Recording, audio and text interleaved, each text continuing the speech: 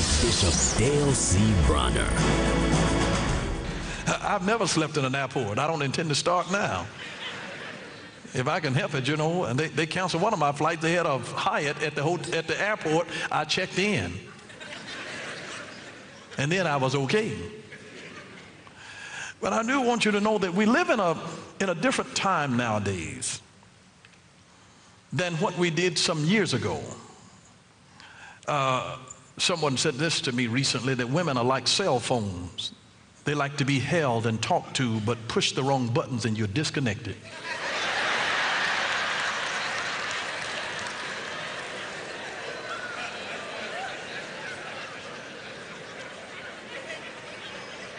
Is that true, ladies? I mean, I don't know. Maybe there's some truth to it. I guess it is. Now, we're talking about love without the drama. Because life can present some things to you that's just a real drama. Now, here's the deal. If you're having a lot of strife and drama in your relationship, I would encourage you to look for the source and not merely attack the symptoms. You know what some people do? They spend their whole life with a broom pulling down cobwebs instead of fighting the spider and killing the spider. Go to the source of it. Go to the source. And guess what the spider is weaving? He's weaving a powerful web. Guess what it's called? www. It's the World Wide Web. And look at how many people are being caught in the web through pornography and all other kinds of ungodliness. Caught in a web. It's interesting that they would call it a web, because it gets people caught up and tangled up.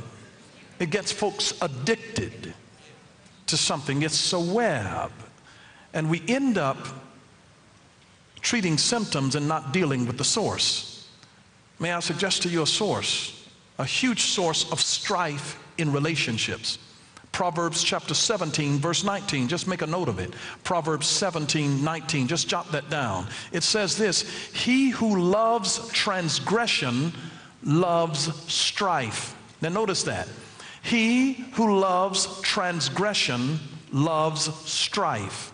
Now, this is not really to be prejudiced toward men. You could put a woman in there. She who loves transgression loves strife. You know, transgression is sin. They are wrongful acts that come out of our life. And so he says, he who loves transgression loves strife. Sinners like drama. That's my paraphrase. He who loves transgression loves strife. The same people that love sin, they also like a whole lot of drama going on.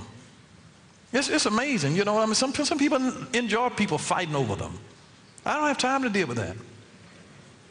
I don't have time. Proverbs chapter 29, verse 22. Just make a note of that. Proverbs chapter 29, verse 22 says this: an angry man stirs up strife, and a furious man abounds in transgression. There's that transgression again. That's sin. Iniquity starts in the heart, and then transgressions of the outward working of the iniquity that started in the heart. So notice he's talking about a furious man abounds in transgressions, in wrong acts, in transgression. An angry man stirs up strife. Sometimes, you know, men only have one emotion, just angry. We get hungry, too hungry, we get angry. Men don't get enough sex, they get angry. The money go funny, they get angry. You change the TV, they get angry. You know, when you come home late, they get angry. You spend too much money, they get angry. You look at somebody else, they get angry, real angry.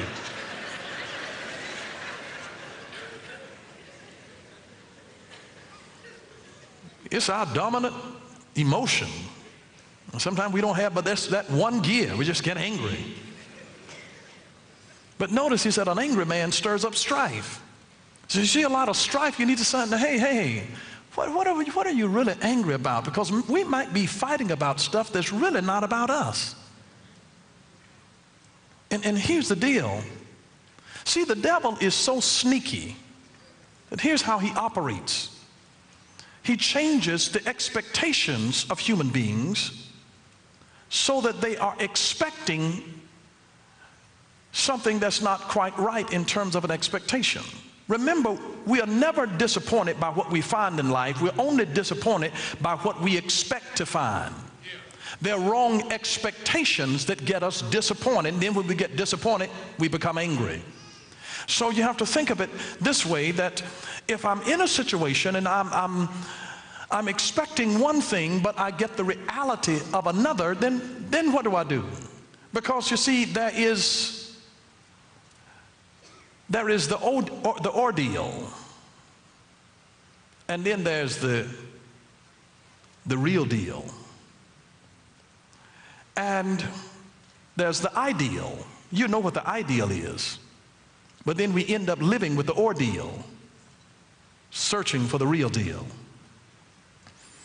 And here the devil comes and he sits on a woman's shoulder and whispers into her ear when she sees this man,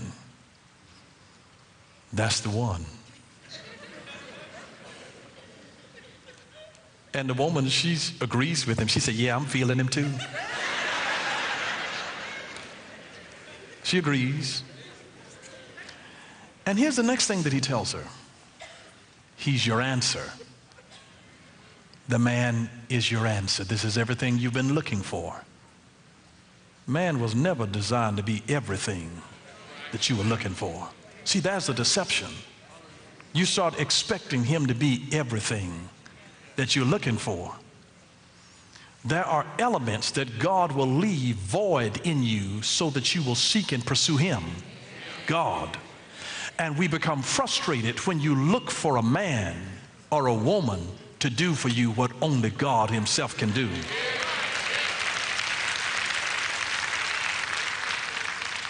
And then the man comes and sits on the man's shoulder. He's just told the woman, he's your answer. But now he comes, points out that same woman to him and says, she's your problem. And then he introduces the two, causes them to bump into each other. And she's looking at him, thinking, he's my answer. And he's thinking, she's my problem. Can't live with her, can't live without her. Got a problem. A woman meets and marries a man hoping that she can change him. A man meets and marries a woman hoping that she will never change.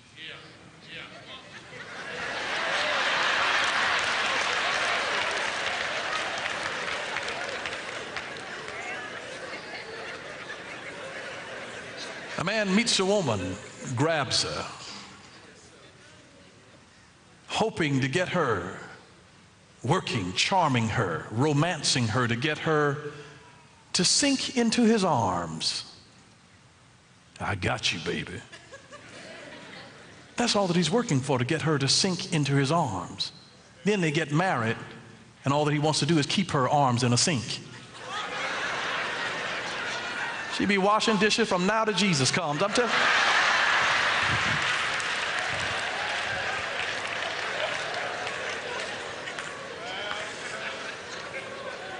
But isn't it interesting how the enemy works to divide and conquer, to put different expectations, each one on the other, that this is what's going to happen. A little boy asked his daddy, he said, "Dad, what's a weapon?" The dad said, "Something that you fight with." He said, "Is mom your weapon?"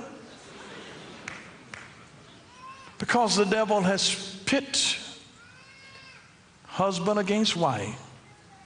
Two folks are supposed to love each other, lover against lover, making them think that they are the enemy.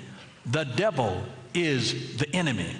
And so you have to be able to see that there are going to be some things that are going to come after you. Other folks shooting all kind of stuff at you. People that don't respect your relationship, shooting stuff at you. But you don't have to go down like that. You can fight for each other and fight for the same causes that you believe in. You don't have to fight against each other. It's really all about being able to say, we have figured out we are not each other's enemy anyhow. It's not about me and your mom and them interfering in our marriage. Listen, we are together, and as long as we are together, because I started thinking about it years ago, and I said, listen, if anybody comes in between me and my wife, that means that they are closer to my wife than I am. If somebody comes in between me and my wife, that means that they are closer to me than she is. And that's an issue. And that's a problem. If somebody comes in between, you have to learn to fight for each other, because there are real enemies that are sending out fiery darts trying to destroy you. Little things that they say, all kinds of things that are happening against you, all kinds of financial things that happen that put pressure on relationships, poor decision. These are the results of an enemy that's working against a union that can thrive together, and they can build together and have a wonderful, wonderful life. But transgression seems to produce strife. Transgression produces strife. Perhaps not all strife, but it does produce some strife. It really does. I love something that H.L. Mencken said. He said, a man may be a fool and not know it, but not if he's married.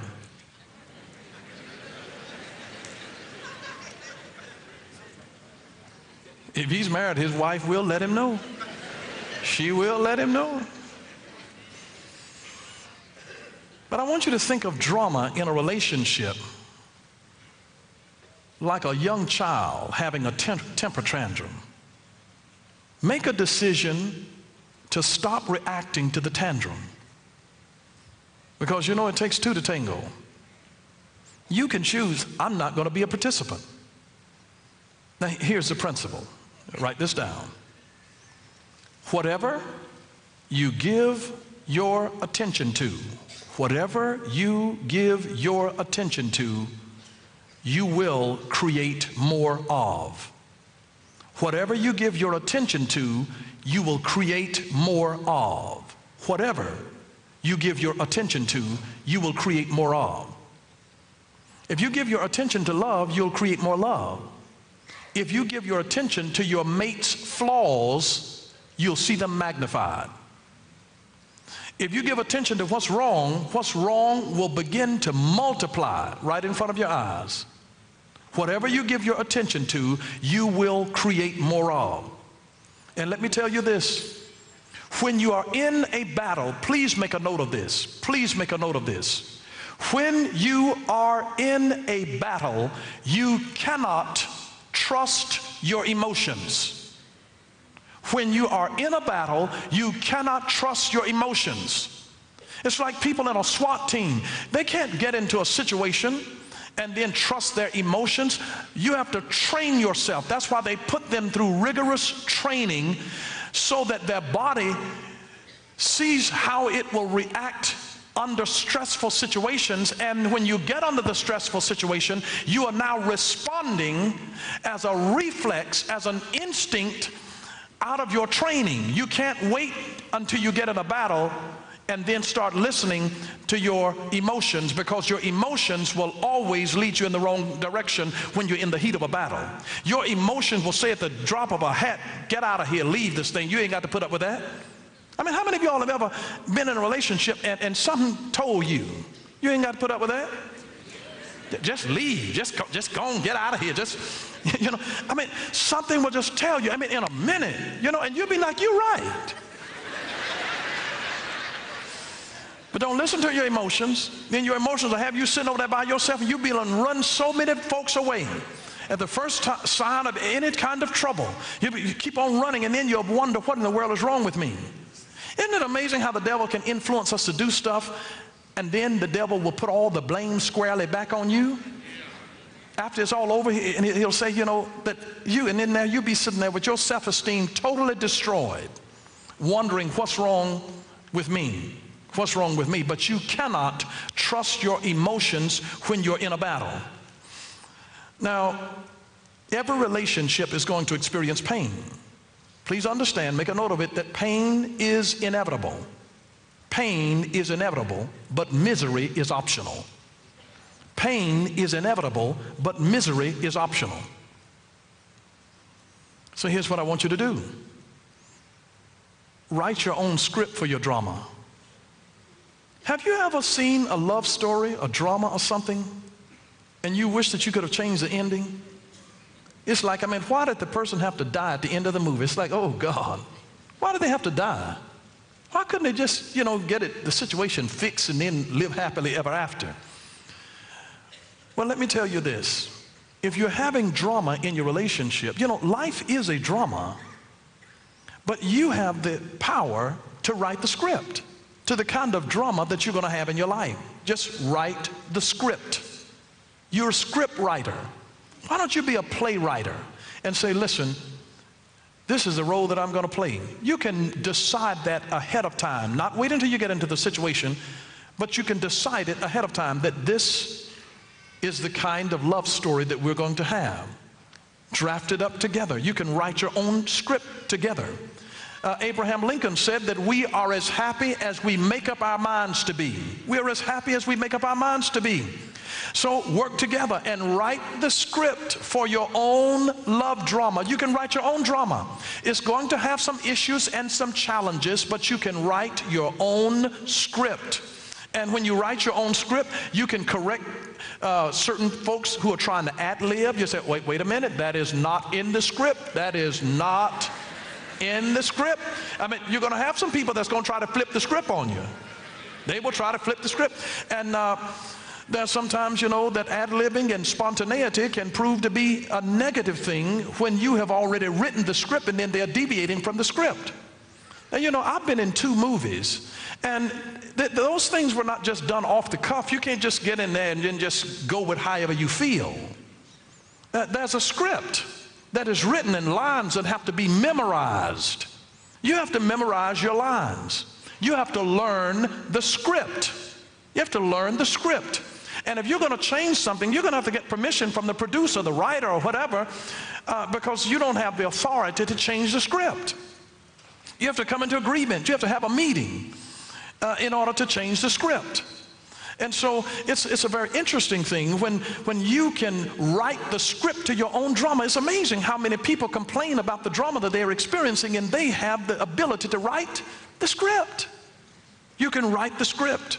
Your script actually is the vision for how you want things to be. And it has to be a joint effort. It has to be a joint effort. It can't just be where you are writing it and then you just hand somebody a copy of your script. See, that's the problem. It's your script. And I'm going to tell you this, it's not going to work if it's your script. It has to be our script. Because you see, you're going to write some lines in there for me to say, and it's like, no, that ain't me. And it's going to sound corny to me. And you're going to want me to say the lines that you wrote. See, we've got to work that script together. We've got to work it together. We've got to work it together. We've got to work it together. Dr. Samuel Chan and I wrote a book together. And we had to come together several times. We talked back and forth on the telephone. We emailed one another back and forth because we were working together.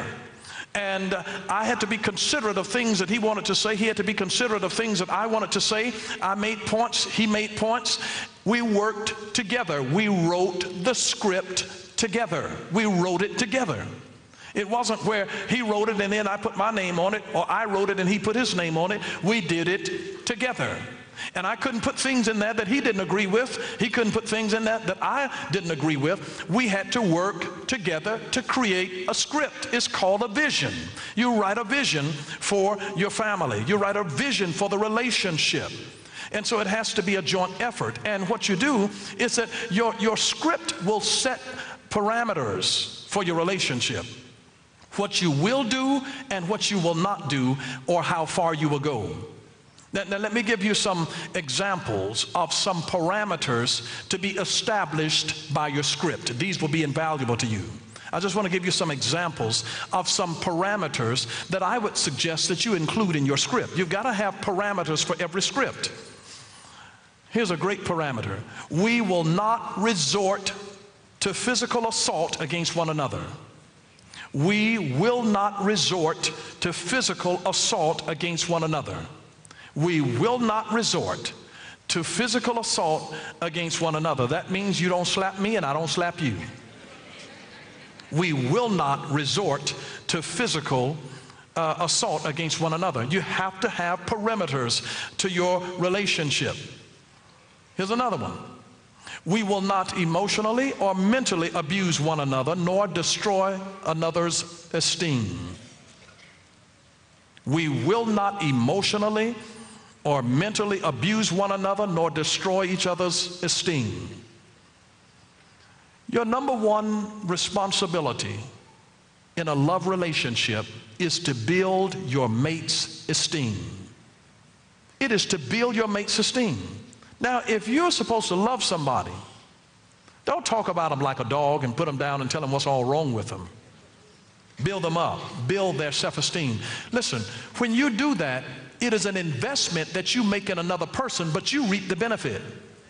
Did you know that when people feel better about themselves, they actually act better?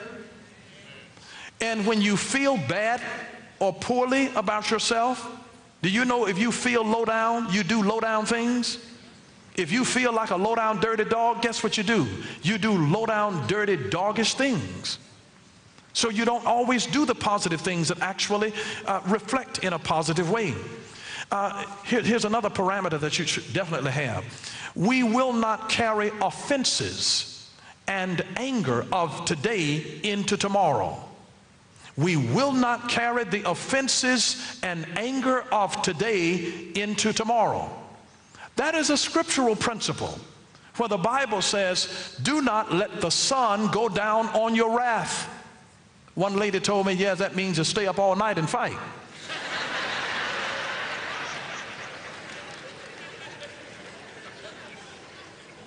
But don't carry the offenses and the anger of today into tomorrow. Let's say that when we wake up tomorrow, it's a brand new day. The slate is clean. We are not going to bring up all of the stuff of what happened. One man, I told you, he told me that his wife was very historical. I said, no, you mean hysterical. He said, no, I mean historical. He said, every time that we get into an argument, he says, she starts bringing up stuff that I did 10 and 20 years ago. She is very historical. She starts rehearsing my history. I have changed, and that ain't not even who I am anymore. She won't let it go. She won't let me live it down. She keeps bringing it up in my face and flashing it. And every time we get an argument, she says, I can rest, just depend on her to bring up all of the history. She's going to read my rap sheet as though I have never changed. We will not carry the offenses and anger of today into tomorrow. Now here's a very, very key principle that I want you to get as a part of parameters in writing your script. We will honor a reprimand rule. We will honor a reprimand rule. Now let me explain the reprimand rule. You know how somebody can do something real stupid?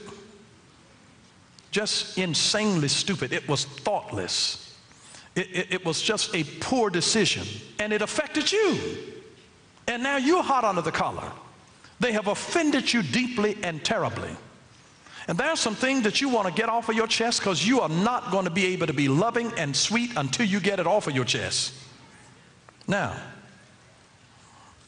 the reprimand rule says that all of those negative feelings, you want to let them have it, limit it to 30 seconds. Let them have it for 30 seconds. You can't take all of that. You can't draw that out to 20 minutes. It's too much. We can't handle it. It's entirely too much. It just tears you down to even hear it. Let them have it for 30 seconds. See, all you need to do is let off the steam.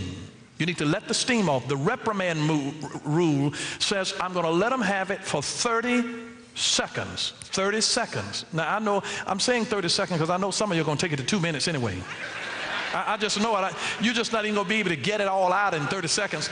But listen, your goal should be 30 seconds. If there's something that needs to be dealt with.